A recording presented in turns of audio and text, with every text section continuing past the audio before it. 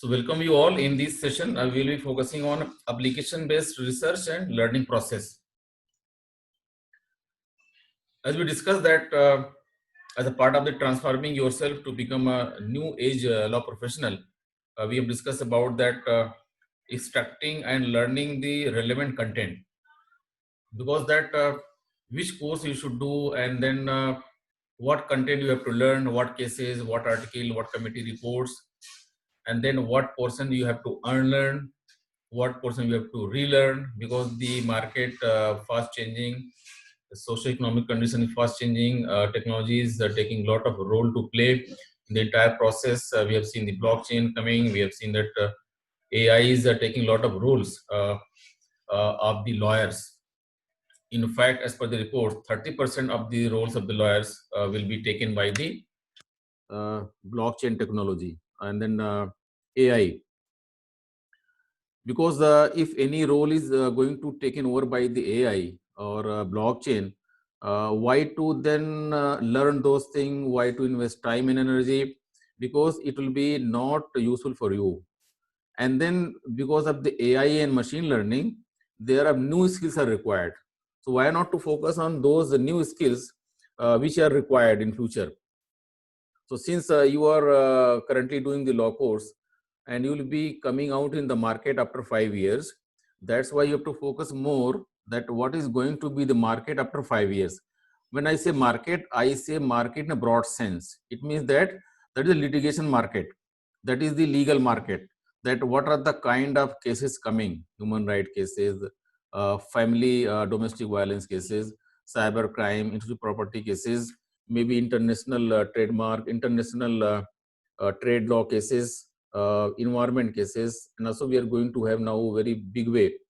We have seen that insolvency, bankruptcy is one of the very fast growing area for legal practice to focus. And there may be no more laws are coming to be passed by the government of India. And we have seen that currently there are a lot of debate is going on about that. Farmers' rights bill and all. We have seen that agriculture reform bill. So my point is that you have to focus those areas which are coming in a big way in the market. Market means legal market or litigation market or practice market, and that's why you have to learn those skills. So if you talk about learning, learning has two aspects. One is that content learning. What are the subjects, what are the courses, what are the topics you learn? And the other thing is that this learning of the skill, what are the skills you have to learn? If you talk about the law course, because law is a purely professional course, that's why learning of the content as well as learning of the skill, both are very, very important. Learning content, that I told you that you have to learn very relevant, focus, latest content, landmark content, and also you have to improve your skill. If you see earlier days, if anybody has skill, 3-4 skill, he was highly successful. If you go back to 50 years back, if somebody has 1 or 2 skill, he was highly successful. Currently, we require at least 5-6 skill to become successful. But as per the reports, as per the way the entire thing is changing, we require at least, we may require in future maybe 20-30 skills to become highly successful. For example, currently, if any law student is not able to operate internet, okay, operate social media, operate the kind of the entire computer system. Currently, if anybody is not able to operate the how to join a meeting, how to attend a meeting, how to share and upload the content on the meeting, how to upload PPT documents, how to record a meeting, how to access and make YouTube channels. I'm just giving the example. These were not there earlier, but now these are the one of the basic skill for a lawyer, even for a law professional, even for a law teacher. So we have to focus on skill orientation. Okay. And that's why we say that application-based teaching and learning process. So now the new thoughts are coming about the application-based teaching and learning and process, that by learning the content will not help you. If the learning by content will help you, then nobody is required to join a law school. You can simply go to Google, and Google has almost everything. You just go and read. Can you, by reading all the content on Google, you can become a lawyer? Because you may be reading on Google lot of unwanted things, irrelevant things that may not be relevant to you. That's why you have to be properly joining a law school where faculty is there, entire system is there to tell you that what you have to study, what you have to learn, and what you have to unlearn, what you have to relearn. And then second stage, that the skill. So skill will improve only when you are able to engage yourself in the process. And how skills are improved? That's why in advanced system, we are having the focus on continuous teaching learning process. So in this process, because if you see earlier days, there was mostly annual examinations. Then we have seen the semester system has come. Somewhere they are following the trimester model. Every 4 months there is examination. Okay.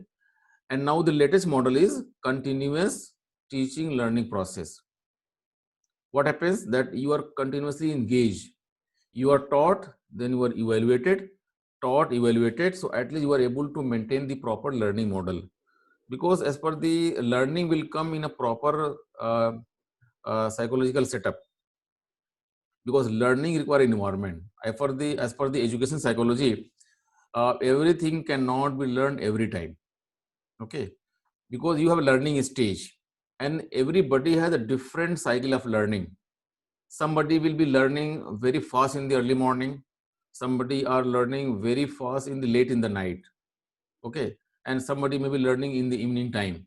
So everybody should know that what is my learning cycle, that when I can learn very fast. When your learning is very fast and at the peak time, you should try to learn very, very complicated and complex concepts. And once your learning has gone down, you are not very highly motivated, you may be tired, then you can learn those contents which are not requiring a lot of involvement of your mental energy. You can easily learn. So somewhere also there is a requirement of the job of the teacher, that he should understand that in my class, what is the class chemistry? Who are the students who are fast learner? Who are the students who are slow learners? And who are the students who are just like a mediocres? Then he can divide the class in 3 groups, and he can then engage learning accordingly. Because if you're going to maintain a particular learning standards, then everybody may not learn. Because if somewhere in the classroom, the learning standard is very, very high. So if in that class, only 1/3 students are very bright, they are fast learners, they're highly motivated, encouraged. So their learning will continue, but 2/3 student, because since the teaching standard was very high, it required a lot of high standard learning or prior reading was required. So 2/3 student may not be learning. So they will feel in the class that, my God, what teacher is teaching, I'm not getting. It's not relevant. So they will be losing interest in the class. They will not be connected to the class. Okay. They will feel disconnected from the class. So learning will not happen. And if a teacher maintains very low level of learning to the slow learners, then what will happen? The below 1/3 slow learner will learn, but the upper 2/3 will not again learn. So they will feel this class is very low standard. I'm not getting any value addition. Teacher's standard is very, very low. So they will feel disconnected. They will not be feeling motivated, encouraged. They will not feel connected to the class. Again, learning will not happen. So that's why the learning is a kind of art. It is not very easy. Somebody may have very good knowledge, but he may not be always a good teacher. So imparting knowledge, okay, communicating the information and making people learn is a kind of art. It requires a lot of skill. So that's why that how faculty will be able to maintain the proper standard in the classroom, and who are the slow learner, who are the fast learner, who are the mediocre, and a class should be taught what at what time, what should be the standard maintained in the classroom is very, very important. So imparting the content knowledge is easy because you are having the lot of resources to get those knowledge. Okay, from textbooks, cases, Google, anywhere you can get. but the skill, imparting skill is not very easy because it requires a lot of engagements. So that's why in the continuous learning process, faculty should use those kind of the learning methods or those assessment methods which is kind of pressurizing you to raise your learning standards. For example, to become a very good law professional, at least 4 skills are very, very important. There is no compromise. That so learning number one, learning skill one. Skill number one is that you must have you must having the kind of the art that how to do a research. So research skill, because every case will be a new case and it requires a lot of research, because your client will come some facts. He will say, I was going by car, then I was a moderate speed, some car came from my side, he was in very fast speed, he was negligent, he hit my car. Okay, then both the car collided to a tree, then somebody was there, he was sleeping, he was dead. Okay, then one car has gone to the pond, this and that. So then you have to find out from those facts whether this particular case is a criminal case, civil case, or contract, tort, whether case will be filed in a district court or it will go to the writ petition to the high court, or this will be going to the tribunal. So the first understanding is that what is the nature of the case. Then second thing is that what is going to be the law involved. Okay, civil law, criminal law, what are this, and then what are the supporting cases, how to find those cases, which is the latest case, which is the landmark case. So the research skill is very, very important. So that's why every faculty will engage the student to raise the research skill, and any skill will not be coming in one day. Skill can be refined, skill can be polished, skill can be raised by involvement and engagement. So that's why in the continuous learning process, continuous assessment process, you will be engaged in those activities which are going to support and raise your legal skill. And research skill is one of the very important skill. That's why there should be elements of, you can say, the project writing.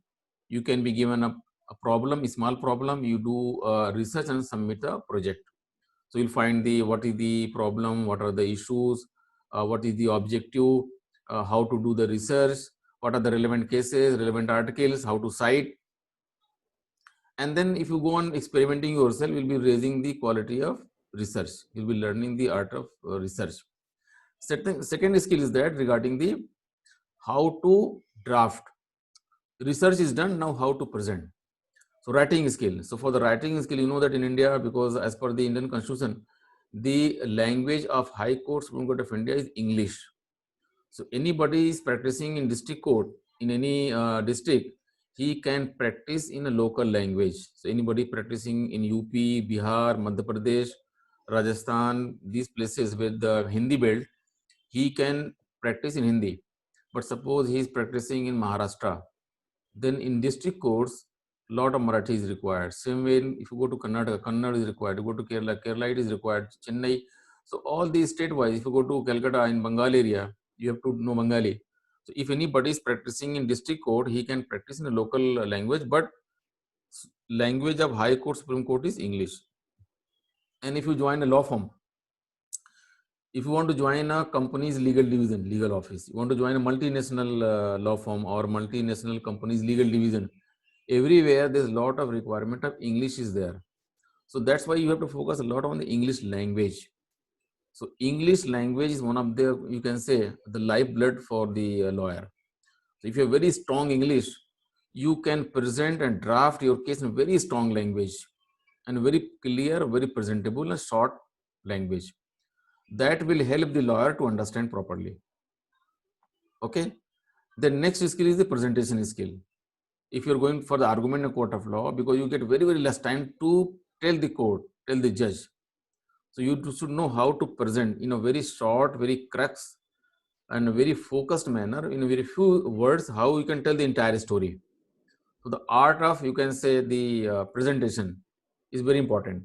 So all these skill will not come in one day. So that's why you'll be engaged in the continuous learning process, continuous assessment process, the project writing, or faculty can use the moot court method, that you'll be given a kind of the simple case, then you'll be going to draft the memorial, going to argue the just like a moot court, and somebody from the team can judge. He'll be raising the skill of the judging that particular case. And that's why there may be trial advocacy, that because if you go to practice for district court in a criminal case, the trial will start. So trial advocacy has different kind of skill, because there will be cross examination, examination in chief.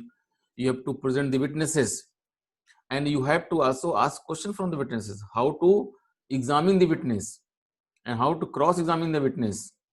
So these are not happening in the moot court. These are mostly happening in a trial advocacy competitions. So faculty can also use a component of trial advocacy, where you are going to learn all the trial process of a court, district court, a criminal court, where focus is mostly on facts. And in a moot court, focus is mostly on point of law. So moot court, if you do a moot court, it is focusing on High Court, Supreme Court, because they focus on interpretation of law. Okay. And if you're going to do a trial advocacy, it is focusing on that, the entire trial process, and focus on fact analysis. Because first fact should be established. From the fact, you'll find out that what are the laws are relevant. So in the trial advocacy, you will be able to learn, understand that what is the art of examination, cross-examination, examination in chief, and how to handle the client, how to handle these witnesses. There may be a hostile witness, there may be a normal witness, all kind of witness will come. And it requires the kind of a different skill to handle. The other aspect is the client counseling competition. I think in the you might have taught that in the last session, few faculty might have told you that what is the client counseling. In fact, recently we organized the international virtual client counseling competition. It was a grand success. We had the 23 teams participated, and also we have seen that 33 judges from the different parts of the world, they engaged, and also they are able to judge the different rounds, because client counseling is one of the very, very important skill. Even somebody can become a very good lawyer. He knows that how to do research, he knows how to present the case, he knows that how to argue the case. As a lawyer, he is very, very successful, but ultimately he is handling a client, because he is leading a client. He is a leader, he is an intellectual leader. So his client must be satisfied. So client is a prime kind of the factor in the entire legal practice. So unless and until client is happy, you cannot become the successful lawyer. So that's why your client will always be happy. And then you are leading the client. You are trying to satisfy the requirements of the client, what client wants. So if a case will come, the client will bring the case. So you have, from the clients, you have to find out that what is the entire story behind the client. So how to handle the clients, the kind of skill, that what should be your first level of meeting, what should be your second level of meeting, your third level of meeting, how you are going to handle the client. So because any client will come, he will bring certain facts, and from that fact, you are going to build up the case. Okay. And if generally what happens, any client will come, that client will not be going to tell true story. He will tell, my God, I was the part of the conspiracy. There was some old enmity. I'm not the wrongdoer. They're trying to manipulate and bring me in that case.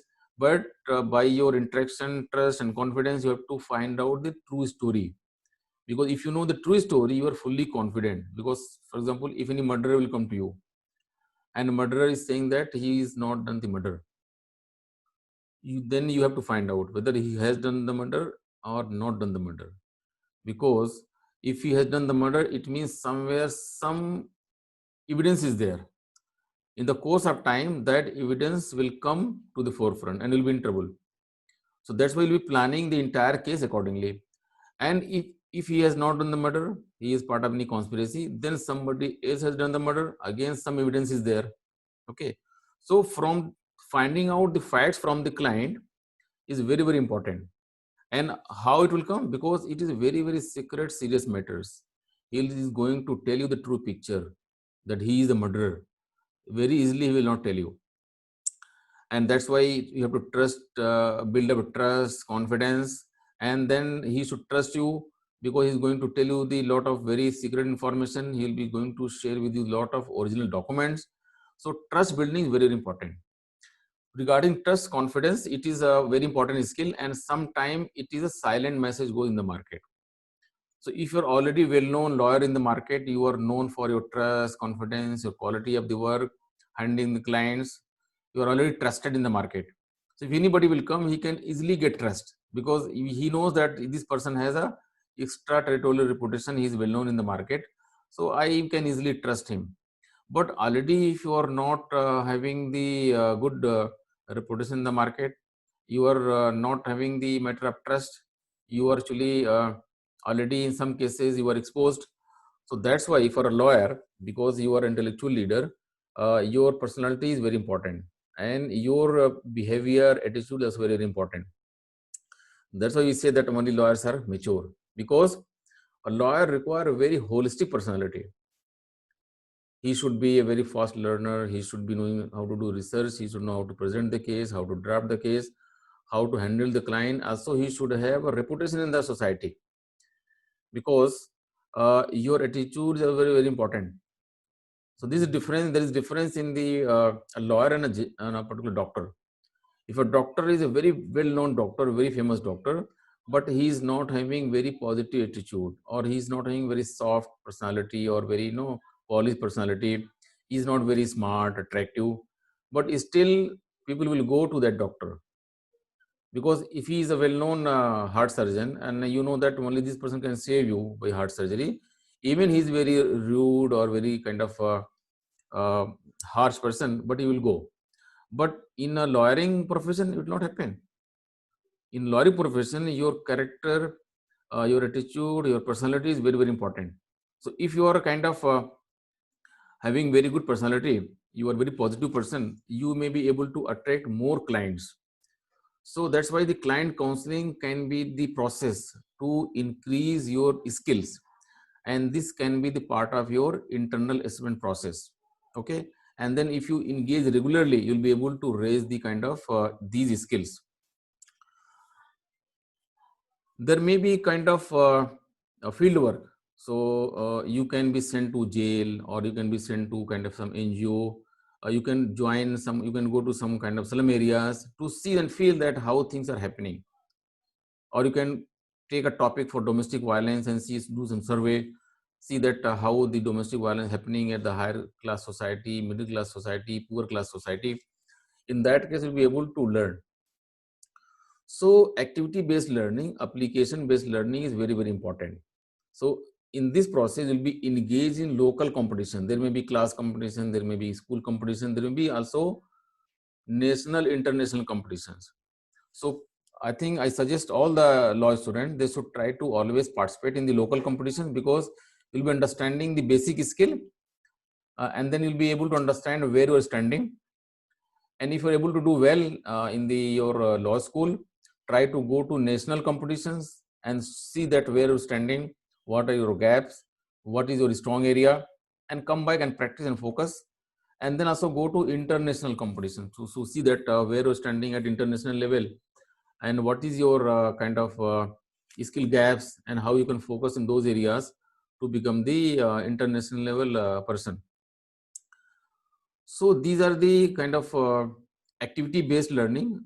And then in the assessment process, there should be also the division of the marks. Marks will be based on the content analysis, so theoretical marks, and also on the application box based marks. So there will be question on the problem based question. So generally what happens, we use four kind of questions: general questions, kind of the this conceptual questions, analytical questions, application based questions. So if somebody will be learning only the content without understanding what is the concept, what is the analysis, and what is the application, he will get only 25% marks. And also he is having only 25% learning, because content will not help you. Content is on the basic information. From that basic information, you should know that what is the kind of particular concept, okay, and the same concept may also be changing. Liability may be changing, okay, punishment may be changing.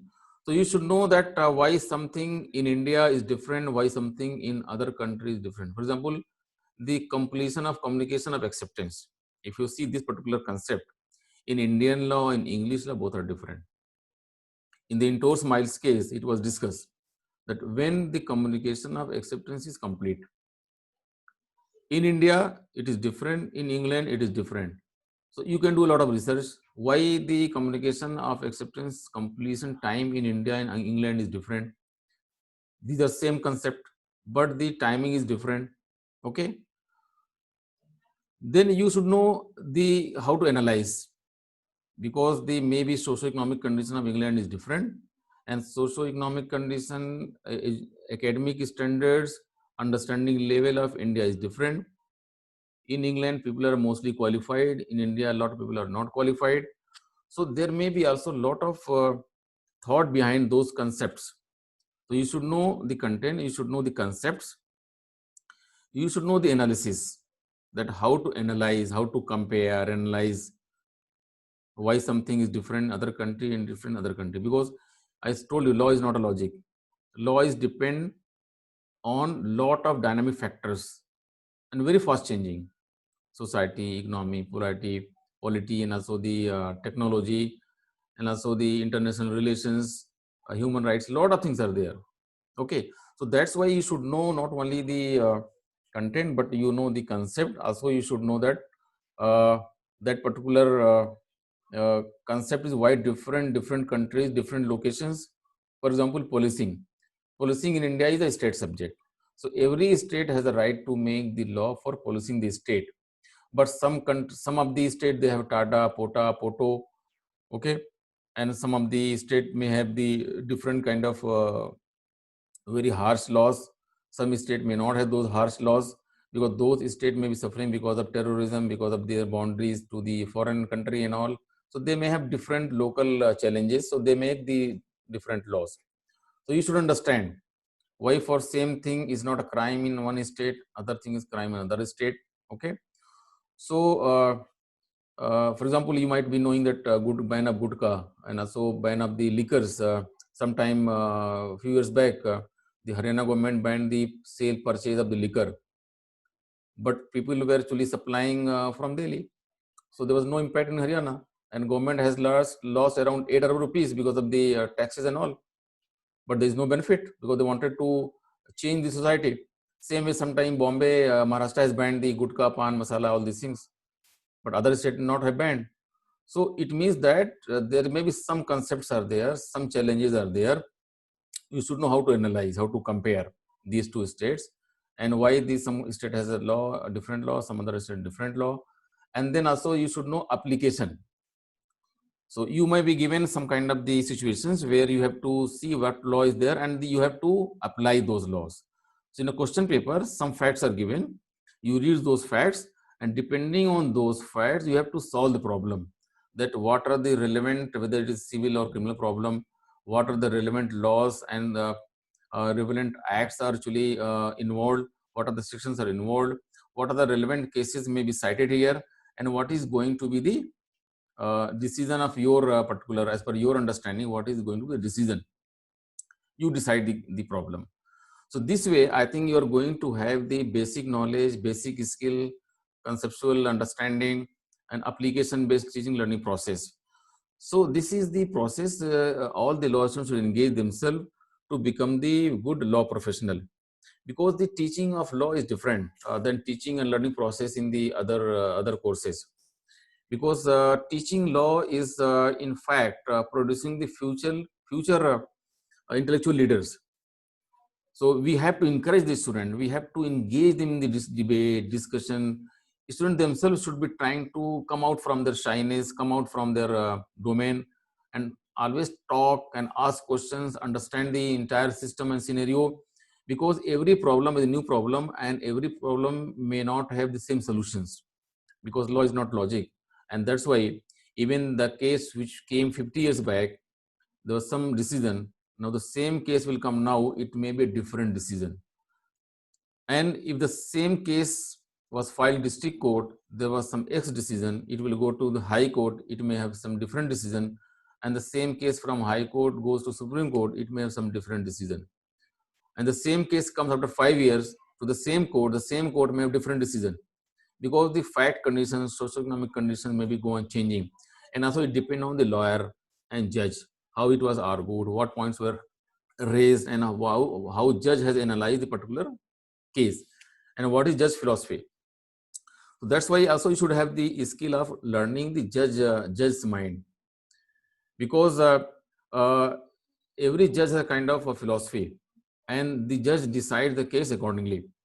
So currently, even because of the artificial intelligence, you can find out the old judgments by that particular judge, and then you can understand. There are a lot of good online journals. Also, we have subscribed the SSC Online, HAIN Online, remote access. You can easily find out by the AI that you can filter out all the judgments by that judge and see that what is the focus area of that judge. What is so inspires that judge. For example, we say Justice Kuldeep Singh as a green judge, because anything polluting the environment he'll never tolerate, and you are going to lose the case if your case is going to affect the environment. Same way we say Justice V.R. Krishna Iyer, he is a human judge. He is a great supporter of the human rights. So if anything violating the human rights and you are going to fight a case against the Honorable Justice V.R. Krishna Iyer, you are going to lose the case, because you should know the pulse of the court, you should know the pulse of the judge, that how he feels, how he reacts, how he decides. So not only understanding the client, also you should understand the judge philosophy, judge thought process, judge ideology, that how he reacts and how you should behave, because your whole idea is that you have to get judgment in own favor. And how you can get in own favor? Unless until judge agrees that what you say, what you admit, and he should be agreeing with you, and then you are able to get support in your favor, and the judgment can be in your favor. So that's why the legal education is purely based on the skill orientation, application based teaching learning process, understanding the principles, concepts, comparison, analysis. And this will not come by sitting and reading. You have to engage in various activities, you have to engage in lot of activities, the assessment process, and then slowly you'll be able to raise your standards and become a very good law professional.